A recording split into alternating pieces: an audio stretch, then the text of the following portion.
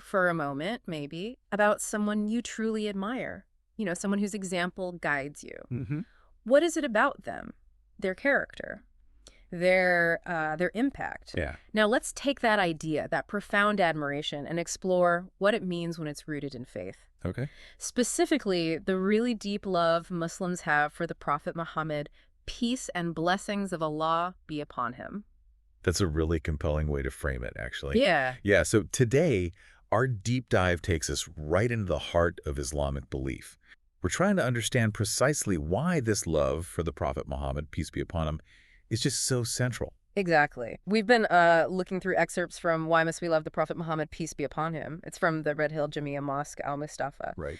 And our goal, really, is to pull out the core reasons the text itself lays out for this profound love within Islam. So, where do we start? What's the bedrock? Well, the text kicks off with something pretty fundamental, non-negotiable even. The divine command to obey the Prophet. Ah, okay. So not just a suggestion. Not at all. It's framed as a direct instruction from Allah. Right. And the source quotes Quran 5.92 here. And obey Allah and the Messenger Muhammad, and beware of evil and fear Allah. Then if you turn away, you should know that it is our messenger's duty to convey the message in the clearest way. Precisely. So the very first principle is crystal clear. Obeying the Prophet isn't just like a good idea. Mm-hmm. It's what Allah himself commands. Full stop. Exactly. And what's really fascinating, and the text points this out immediately, is that this obedience isn't seen in isolation. It's directly connected. Ah, connected to obeying Allah himself. Yes, exactly. It's the next logical step in understanding this whole relationship. Okay, yeah, and this seems to be where we see a real elevation of the Prophet's role. Quran 4.80 states, "He who obeys the messenger, Muhammad, has indeed obeyed Allah. Right there. But he who turns away, then we have not sent you, O Muhammad, as a watcher over them." So it's actually more than just mirroring actions. That's more. It's understood as a direct act of obedience to Allah. It suggests the Prophet's guidance is intrinsically linked to, well, divine will. That's a perfect way to put it. Think Yeah. of it like this. The Prophet's teachings, his sunnah, they aren't just his personal opinions. Right. They're seen as the practical, lived-out manifestation of Allah's guidance. So by following him, believers are, in effect, directly aligning themselves with that divine will. Okay. And, well, on the flip side of that coin, the text also presents a pretty strong caution Oh, definitely. against disobedience. This isn't treated as a trivial matter. Not in the slightest. The text cites Quran 24.63. Let me see. Do not make your calling of the messenger among yourselves as the call of one of you to another. Okay. Already Allah knows those of you who slip away, concealed by others.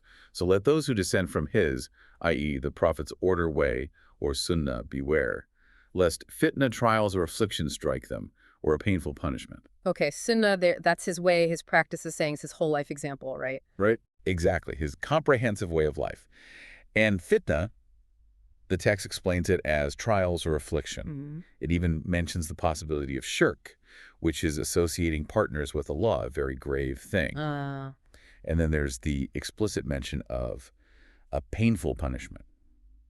So yeah, going against the Prophet's teachings, his sunnah, it carries potentially very serious repercussions, according to this passage. Yeah, what's striking is how direct that warning is. It's not just, you might miss out on good things. No, it's quite explicit. There's a clear indication of potential negative outcomes, fitna, which can also mean things like discord, deviation, Right.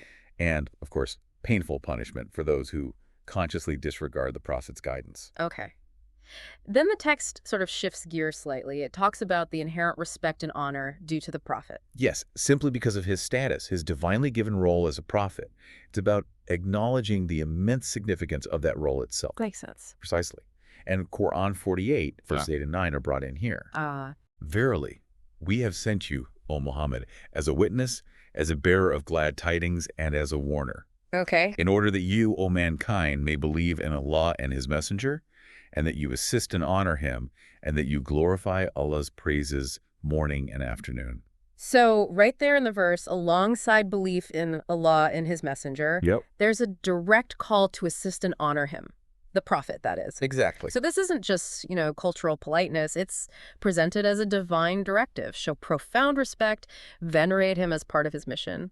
And this flows very naturally into arguably one of the most pivotal concepts in the text. Which is? The idea that loving the Prophet isn't just like admirable or recommended, Yeah. but actually a fundamental requirement for your faith to be complete. Wow. Okay, this for me feels like a real core takeaway. The text quotes that incredibly powerful hadith narrated by Anas. Yes, the one that states, No one of you will truly believe until I am dearer to him than his father, his son, his own self, and all the people. that's such a strong statement, isn't it? About the level of love expected. It really is. It underscores that this love isn't supposed to be some kind of superficial affection. Not at all.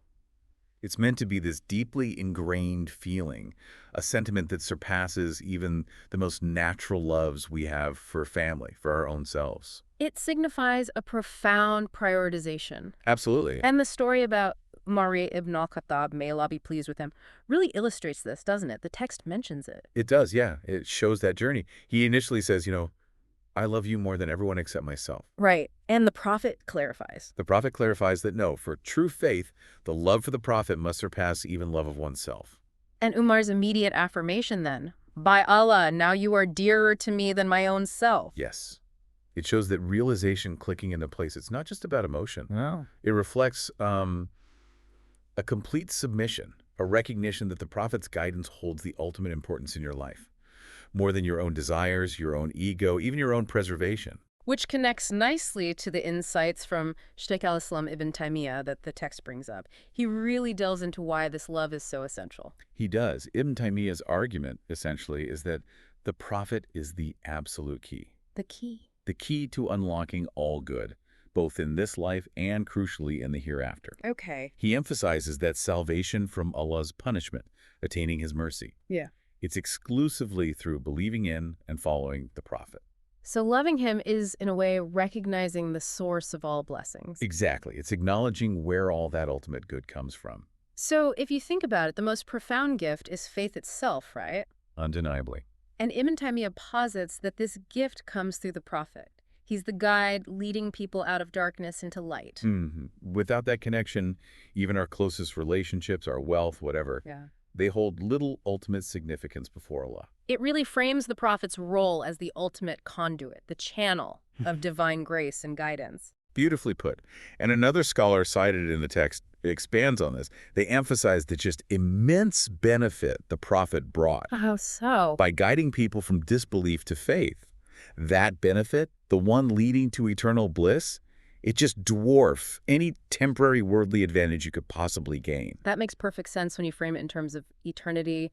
This life is short, the hereafter is forever. Exactly. So the one who guides you toward eternal happiness, well, logically, they hold an unparalleled position. You'd feel immense gratitude and love. Right.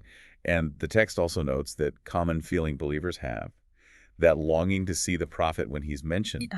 Yes. Even with all the distractions of daily life, that mention sparks a yearning. Which is, I suppose, a natural result of this deeply rooted love. It seems so. An acknowledgement of his profound impact on their lives, their eternal destiny. It's a connection that, transcends time and space. Okay, the discussion then brings in a really powerful verse from the Quran, 33.6. The prophet is closer to the believers than their own selves. Wow. That's quite a statement about intimacy. It really is. And Ibn Kathir's interpretation, mentioned in the text, sheds light on it. What does he say? He explains that Allah, knowing the prophet's immense compassion, his sincerity towards his community, he made him closer to them than they are to themselves. Wow. And this also signifies that his judgment, his guidance, should take precedence in their lives. And Sheikh Ibn Sadi adds to this. Yeah, he elaborates, highlighting the prophet's inherent kindness, sincerity, deep compassion. Yeah. These are the reasons for this closeness. Oh, okay. Because he bestowed the greatest favors, warding off eternal harm, guiding towards ultimate good. His wishes, his teachings should naturally override our own limited understanding or, personal desires. So his role as the bringer of divine guidance and mercy makes him more connected to the believer's actual well-being. Yes, both now and in the next life. Than even their own selves are. Precisely. It's a profound concept. And finally, the text really ties it all together by emphasizing that salvation. Getting into paradise. And avoiding hellfire are solely attainable through the prophet. This really lands the ultimate importance of following him. The hadith about the man lighting a fire. It's such a vivid image. Remind us of that one. Well, the prophet compares himself to a man who lights a fire And moths and insects just rush into it. He's desperately trying to pull them back, hold them away, Yes. but they keep rushing towards the flame. So the people are like the insects rushing towards destruction. Driven by ignorance, fleeting desires, attractions to things that will ultimately harm them. And the prophet, in his mercy, is trying to save them. Exactly. Pulling them away from the fire of hell. And Nawawi's interpretation highlights that ignorance and attraction to destructive desires. Such a powerful analogy for his role as the ultimate guide and rescuer. It truly is. And then there's that other crucial hadith. About paradise. Yes, that all of the Prophet's ummah, his community, will enter paradise, except those who refuse. Refuse? How does one refuse paradise? Well, the hadith clarifies. Refusal is disobedience to him. Those who obey him enter paradise. Those who disobey him have, in effect, refused. So obedience is the absolute key. That's the conclusion. Obedience, driven by this profound love and understanding of his role, is presented as the key to salvation. It's not just about avoiding punishment, but about attaining the highest reward through the path he illuminated. Okay, so as we kind of wrap up this deep dive, we've really journeyed through these multiple layers, haven't we? We have. The reasons for this profound love Muslims hold for Prophet Muhammad, peace be upon him. It starts with the divine command to obey. And the understanding that obeying him is obeying Allah. The serious warnings against disobedience. The inherent respect due to his actual prophethood. Then that crucial point, loving him as a condition for complete faith. The immense benefits, spiritual and worldly, gained only through him. His unique closeness to believers, closer than their own selves. And ultimately, the path to salvation and paradise being solely through him. It's really quite comprehensive. Exactly. These aren't just like separate points, but interconnected principles. They reveal his unparalleled status and, well, the logical and spiritual basis for the deep love and respect he commands in Islam. So maybe a final thought for you listening as you reflect on all this. Consider the implications. What does it mean to prioritize someone's guidance, someone's example, someone's love, even above your own immediate desires or inclinations? What does that tell us about the nature of faith itself, or maybe even how we navigate other guiding relationships in our lives as we strive for what we believe is, ultimate well-being? That's definitely something worth pondering.